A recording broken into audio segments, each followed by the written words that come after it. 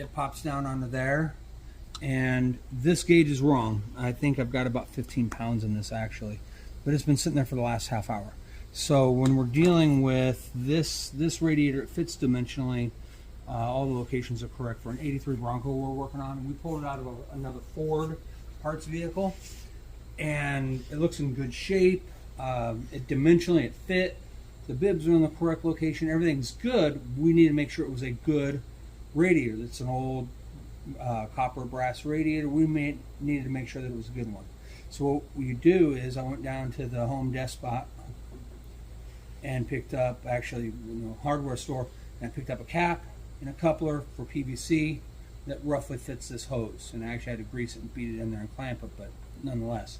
This hose is a little bit big down here. This is a cap for just standard residential plumbing, a rubber cap, hose clamp. I started pumping this up. I was losing pressure. It turned out it was at these bibs. I just didn't have it clamped tight enough. And that worked really well. This setup I love. Now with that, we're going to get into, this is proven new, custom built. This is for another project entirely, but this is a heater core. So I ran into an issue, and we go down to the old Harbor Freight, and this is the Harbor Freight setup. It's similar but different.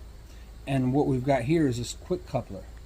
And this quick coupler on all the different radiator type fittings, it snaps like an air tool does. Well, that's dandy. And what I wound up doing is I've got heater hose, so you can throw it down, clamp it. You can throw it down, clamp it, and you clamp both ends up.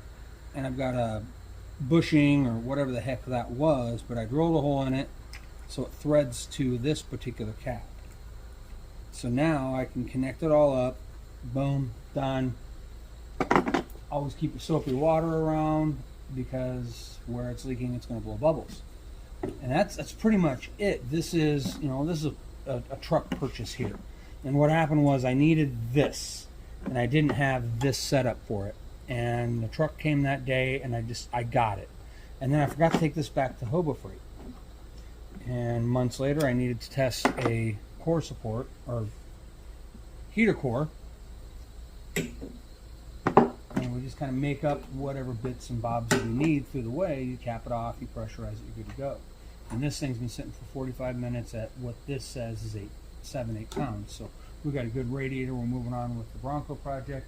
This is just to show you all one. It's a beautiful piece of brass, but it's custom built new for a Plymouth project we've got on hand.